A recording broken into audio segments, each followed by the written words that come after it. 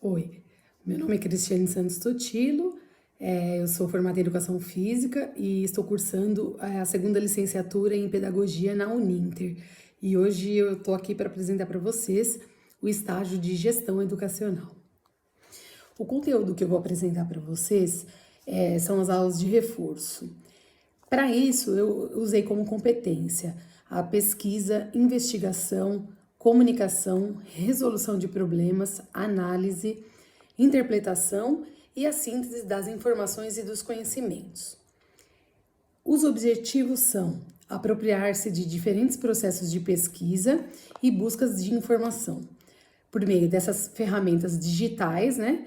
E em processos de produção coletiva, colaborativa e projetos autorais em ambientes digitais. Revisar as abordagens e as hipóteses com base em novas evidências, aprender conceitos e desenvolver representações e procedimentos envolvendo ou não tecnologias, criar capacidade de trabalhar de forma autônoma, analisar diferentes argumentos e opiniões manifestados, negociar e sustentar posições, discutir princípios e objetivo de maneira crítica, criativa, solidária e ética. Organizar informações sobre problemas, utilizar estratégias, conhecimentos, definições, procedimentos matemáticos para interpretar, construir modelos e resolver problemas em diversos contextos, analisando a plausibilidade de resultados e também na adequação de soluções propostas, de modo a construir uma argumentação consistente. Colocar também em funcionamento estruturas explicativas da realidade, né? Aplicando princípios e leis. Ter o domínio de gêneros, né? No discurso de texto, e sobretudo naqueles que supõem um grau maior de análise, síntese e reflexão. O professor, ele é responsável pelas aulas de reforço escolar. Ele deve trabalhar com estratégias metodológicas diferenciadas, né, que sejam capazes de atender os alunos com as diferentes necessidades, ritmos de aprendizagem e bagagens culturais. Deve sempre levar em consideração que eles já passaram por um processo de ensino que não foi suficiente para que eles se desenvolvessem dentro de todas essas habilidades que são esperadas, tornando ainda mais urgente, né, reorganizar as metodologias para que essas aulas elas possam ser atraentes, significativas e para melhorar a aprendizagem. O objetivo dessas estratégias metodológicas é que elas podem ser usadas para o desenvolvimento de competências e habilidades mencionadas anteriormente, reforçando que toda a estratégia de ensino e aprendizagem ela deve ser aproveitada a cada grupo de estudante e a cada realidade, pois os alunos são diferentes. Depois, eu gostaria de citar as metodologias ativas como exemplo, porque são estratégias de ensino centradas na participação efetiva do estudante na construção do processo de aprendizagem de forma flexível, né, interligada e também híbrida. Ela é flexível porque o planejamento do professor, por melhor que seja, ele deve ser modificado ao longo do seu desenvolvimento, para melhor atender às necessidades dos alunos, né? E não existindo um único modelo de atuação ou estratégia didática que garantirá esse sucesso, né, na realização do reforço escolar da alfabetização. As reais possibilidades de sucesso, né, elas estão vinculadas a uma organização norteada nesse diagnóstico dessas aprendizagens, pautada por objetivos claros, né, a serem alcançados e uma avaliação de forma precisa e retroalimentada. Essa formação continuada, ela é assegurada pelo currículo, né? Ela é indispensável para a carreira do educador, né, do profissional educador, e ela busca mudanças para que tudo que dele é cobrado. Esse desenvolvimento, ele não deve apenas se restringir ao docente, mas ele deve ser espalhado para que todos participem, né, desse processo de formação e que todos contribuam para um bom desempenho no trabalho do professor dentro da comunidade escolar.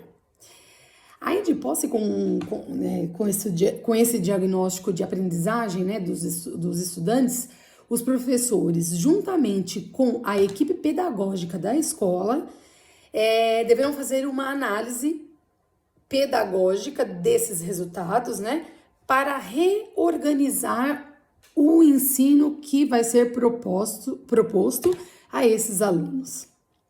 A primeira proposta são as metodologias baseadas no uso e na criação de jogos. Os jogos, eles podem ser fundamentais, né, para promover esse aprendizagem cognitivo, físico, motor, social, afetivo, linguístico dos estudantes, né?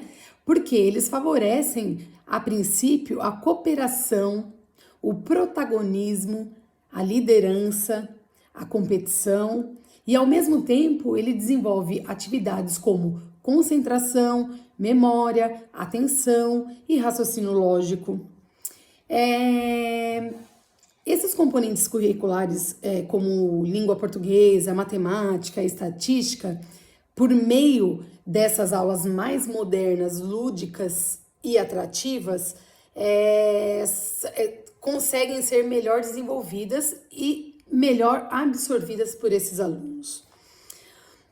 O uso dos jogos, né, ele tem o objetivo da aprendizagem, de promover esse intercâmbio entre os componentes, né, entre as pessoas, essa troca, e resolver problemas reais, despertando interesse, desenvolvendo talentos, habilidades naturais, participação dos alunos nessas atividades pedagógicas, né, tornando isso como algo atrativo. Com os jogos, a gente aprende diversas coisas, como experimentações, métodos, interações, tentativas, regras, erros. Então, esses jogos, eles podem ser usados como instrumentos para melhorar a aprendizagem e avaliar esses alunos nas atividades realizadas, né? Através da cooperação dos participantes, né? Podendo chegar melhor aos resultados que o professor deseja. O aprendizado com os erros, né? Ele também faz com que o aluno aprenda que ele também deve cumprir as regras e outros critérios que são estabelecidos sempre pelos professores. Esses jogos, como jogos de tabuleiro, jogos analógicos, jogos digitais, os próprios jogos com atividade física, né? O professor deve entrar como orientador sobre essas regras, métodos e os objetivos desses jogos, acompanhando sempre o desenvolvimento desses alunos, né? De acordo com que eles possam participar ativamente e que realmente eles respeitem essas regras, que respeitem uns aos outros, né? E, por fim, eles consigam administrar essa construção do conhecimento. O professor, ele não pode tomar as decisões pelos alunos, né? Ele tem que deixar com que eles desenvolvam essa autonomia intelectual e social. Para que o jogo possa ter realmente um significado no processo de ensino-aprendizagem, o professor ele deve sempre verificar a faixa etária. Se os alunos estão aptos a jogar esse tipo de jogo, né? Pois eles podem ser fáceis e podem ser difíceis. E podem ser absorvidos, na verdade, os alunos podem absorver eles como ou muito fáceis ou muito difíceis. Então, o professor deve encontrar o equilíbrio entre as atividades para que o jogo seja nem muito fácil, nem muito difícil, que o jogo seja encorpado dentro do contexto do que o professor gostaria de desenvolver. Uma outra coisa é que a relação do que está sendo ensinado não deve nunca ser utilizado sem um propósito pedagógico. Deve sempre haver um propósito com base naquilo que você está aplicando. A segunda proposta é a alfabetização como processo contínuo. Aprender compreende várias facetas. Ela integra o cerebral, o psíquico, o cognitivo e o social. Eles atuam de forma independente. Não é uma ação passiva de recepção. Você não está ali só recebendo. Ele supõe uma construção que vai ocorrer durante toda a vida. Durante toda a vida, desde quando criança até quando for mais adulto. É preciso pensar que a aprendizagem no integral, no total, ela não depende somente do cognitivo, né? Onde cada indivíduo tem uma forma particular de processar a informação, o aprendizado, né? Porque os resultados educacionais, eles mostram índices preocupantes de baixo desempenho na aprendizagem.